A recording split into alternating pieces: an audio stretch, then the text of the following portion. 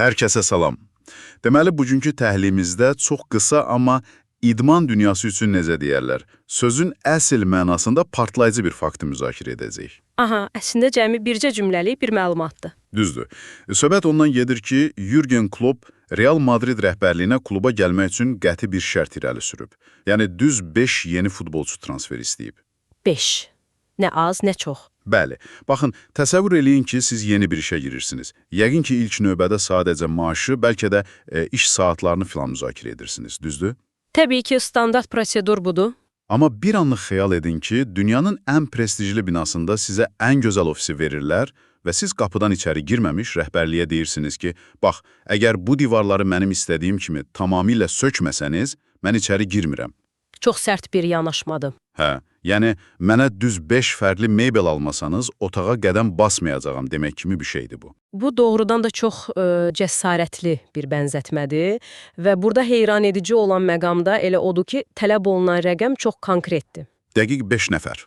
Bəli, yəni söhbət rəhbərliyə gedib mənə böyük bir transfer büdcəsi verin və ya sadəcə heyəti gücləndirin deməkdən getmir. Bu qeyri-müəyyən bir istək deyil. Söhbət xüsusi 5 oyuncudan gedir. Tamamilə. Bəs bu bizə nəyi göstərir? Bu o deməkdir ki, məşqçinin beynində artıq tam formalaşmış, belə deyək, riyazi dəqiqliklə hesablanmış bir sxem var. Aha. O kluba gəlib sadəcə yüngül, kosmetik dəyişikliklər etmək istəmir. Mövcud strukturu öz sisteminə uyğunlaşdırmaq üçün mütləq nəzarət tələb edir. Bəs bütün bunlar nə deməkdir əslində? Yəni bir anlıq özünüzü Real Madrid rəhbərliyinin yerinə qoyun. Siz dünyanın ən böyük klubusunuz. İstədiyiniz an, istədiyiniz ulduzu gətirə bilərsiniz. Şübhəsiz, büdcə problemi yoxdur. Və kimsə kənardan gəlib sizə belə bir ultimatum verir. Yəni bu biraz egoistlik, hətta bəlkə də təkəbbür deyilmi? Çox adam yəqin ki, elə düşünür. Axı Madrid rəhbərliyi kimisə onlara belə dəqiq şərtlər diktə etməsinə heç öyrəşməyib. Onlar adətən böyük pullar xərcləyib, məşhur adları alırlar və salam. Məsələ də məhz elə budur.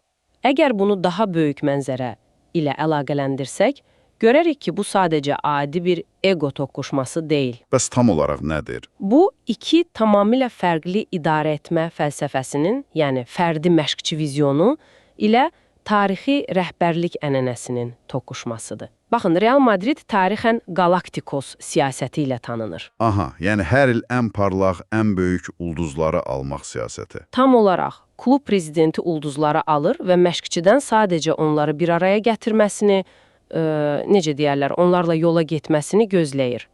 Amma klub isə bunun tam əksidir. O daha çox komanda oyununa, sistemə üstünlük verir. Bəli, o fərdlər üzərində yox, qüsursuz işləyən bir sistem üzərində komanda qurur. Onun presinqə və yüksək tempə əsaslanan sistemi o qədər spesifikdir ki, ora uyğun gəlməyən bircə ulduz futbolçu belə Bütün mexanizmi poza bilər. Tamamilə düzdür.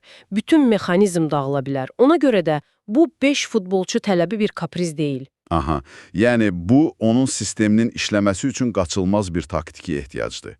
Belə çıxır ki, o təkəbbüründən yox, içəridə quracağı o memarlığa o qədər əmindir ki, bu şərti irəli sürür. Dəqiqliklə belədir. Bu, rəhbərliklə işçi arasındakı sərt bir kompromis danışığıdır. Bilirsiniz, bu əslində iş həyatında olan hər kəs üçün, yəni bizi dinləyənlər üçün də çox böyük bir ibrət dərsi ola bilər. Necə yəni? Yəni, hər hansı bir danışıqlar masasına belə konkret rəqəmlərlə oturmaq böyük cəsarətdir. Mənə sadəcə dəstək olun demək əvəzinə, Mənə bu 5 spesifik aləti verin demək. düzdür. Bu, sizin nə istədiyinizi dəqiq bildiyinizin göstəricisidir. Sizi anında rədd edə bilərlər. Bəli, yəni bu çox risklidir. Çox risklidir, amma eyni zamanda qarşı tərəfə çox aydın strategiyanız olduğunu sübut edir. Elədir. Görünür, istər futbolda, istərsə də şəxsi iş həyatında belə konkret şərtlərlə danışmaq həm riskli, həm də güclü bir mövqedir. Amma bu güzəştsizlik bizi sonda çox maraqlı, bəlkə də biraz fəlsəfi bir sualla baş-başa buraxır. Hansı suallı? Baxın, əgər bir məşqçi yeni və çox köklü bir kluba gedərkən komandanın demək olar ki, yarısını dəyişdirməyə, yəni 5 yeni futbolçunu şərt qoyursa, o zaman məşqçi kluba uyğunlaşır, yoxsa sadəcə klubu özünə tabe olur? Məncə dinləyicilərimiz bu barədə mütləq düşünməlidir.